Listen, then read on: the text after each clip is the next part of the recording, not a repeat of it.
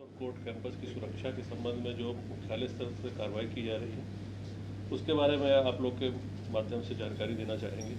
सबसे पहले तो ये घटना घटी है दानापुर में दिनांक 15 तारीख को घटना घटी थी, जिसमें आप लोगों को पता है कि अभिषेक सिंह उस छोटे सरकार को गोली मारकर उनकी हत्या कर दी गई। लेकिन घटनास्थल से पुलिस ने और स्थानीय लोगों के सहयोग से 2 लोगों को पकड़ा गया, जिनका नाम है तहसील जमाल उर्फ एड्डी और समरजीत कुमार। ये दोनों मुजफ्फरपुर के रहने वाले थे। इनके पास से 2 पिस्टल बरामद की गई है, जिंदा कारतूस 9 और 9 खोखे भी बरामद किए गए। जो मृतक थे वो उनके विरुद्ध काफ़ी केसेस थे, करीब अभी 15 केसेस के बारे में पता चला है और वो पहले भी हत्या और लूट और डकैती की केसेस में जेल जा चुके हैं। रंगदारी के भी मामले उनके ऊपर थे। ये रहने वाले बीटा पटना के थे। अब तक जो छानबीन हुई और जो बयान इन दोनों से लिया गया है तहसील और समरजीत कुमार से, उन्होंने बताया है कि अन्य 5-6 लोगों के नाम उन्होंने बताया है कि जिनके चलते उन्होंने उनके सहयोग से ये मर्डर किया है। उन पर हम लोग और अभी एविडेंस कलेक्ट कर रहे हैं, लेकिन अब तक ये पुष्टि हुई है कि ये मामला जेल में वर्चस्व की लड़ाई से जुड़ा हुआ है। जेल के अंदर कुछ क्रिमिनल थे, वहाँ पे इन लोग का आपस में कुछ झंझट हुआ है, ये बात अभी सामने आई है और उसके चलते ये मर्डर हुआ है। तो एक तो ये अपडेट आप लोग को देना था। जो मोटरसाइकिल मिली थी उसकी भी छानबीन हो गई। मोटरसाइकिल चोरी की है और पत्रकार नगर में इस मामले में केस दर्ज हुआ था, जो चोरी की मोटरसाइकिल थी। तो इस घटना से पहले भी यहाँ से मुख्यालय से एक एक्सरसाइज चल रही थी, जिसमें माननीय उच्च न्यायालय के निर्देश में और मुख्यालय स्तर से कार्रवाई ये की जा रही थी कि जितने भी हमारे कोर्ट्स हैं, पहले डिस्ट्रिक्ट जिनमें जिलों में हमारे पास 40 कोर्ट हैं जो जिला स्तर के हैं। वैसे सब डिवीज़न और सब डिविज़नल कोर्ट भी अलग अलग हैं, लेकिन अभी जो जिला स्तर के कोर्ट है डिस्ट्रिक्ट जज वाले, उनका तथा हमारा जो माननीय उच्च न्यायालय है उसके कैंपस की सुरक्षा के संबंध में एक दिशा निर्देश जारी हुए थे, जिसमें इन सभी कैंपस की सब प्रकार की सुरक्षा की ऑडिट की जानी थी।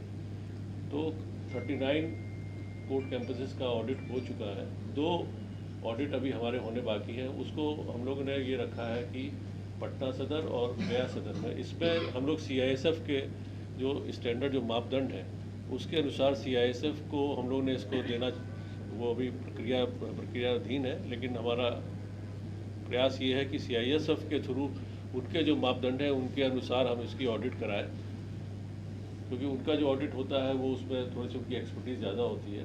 तो बाकी कोर्ट्स में भी उसको हम लागू करेंगे, लेकिन पहले जो हमारे 39 कोर्ट्स है उसको जिला स्तर पर जो एक कमेटी है, जिला स्तर पर एक सुरक्षा कमेटी होती है जिसमें अध्यक्ष हमारे डिस्ट्रिक्ट जज साहब रहते हैं, जिला पदाधिकारी, जिले के पुलिस अधीक्षक, वहाँ के CGM मेंबर रहते हैं। ये बैठ के इस पर कोर्ट की सुरक्षा के संबंध में प्रत्येक 2 माह में उनको एक बैठक की जानी है। ये लोग बैठक करते हैं, लेकिन इस एक्सरसाइज को बृहद पैमाने पे किया गया है और इस पर माननीय उच्च न्यायालय का भी निर्देश हम लोग को प्राप्त हुआ, उनके स्तर से अनुश्रवण भी किया जा रहा है। तो ये कार्रवाई पूरी की जा चुकी है और इसमें मुख्य रूप से जो कोर्ट कैंपस में एंट्री एग्जिट है हमारे जितने, उन पर ध्यान देना है। CCTV कहाँ लगाने हैं कोर्ट के बाहर, कैंपस के बाहर, उस पर ध्यान देना है। जो लोग एंट्री कर रहे हैं उनके बैगेज स्कैनर की, एक्सरे की, ये पूरी व्यवस्था उसमें लागू की जानी है। इसके अलावा कोर्ट के अंदर जो आम लोग रहते हैं उनके परिचालन पर भी नियंत्रण रखना है। बैरियर्स होते हैं उनको लगाया जाना है। ऊबर्स होते हैं जो गाड़ियों को रोकते हैं। इसके अलावा HHMD और DFMD किस कोर्ट में कितने दिए जाएंगे, प्लस सबसे इम्पोर्टेंट है कि कितने हमारे वहाँ पर पुलिसकर्मी रहेंगे। यदि कहाँ पर पुलिसकर्मियों की कमी है तो उसको भी हम लोग उसको बढ़ाएंगे।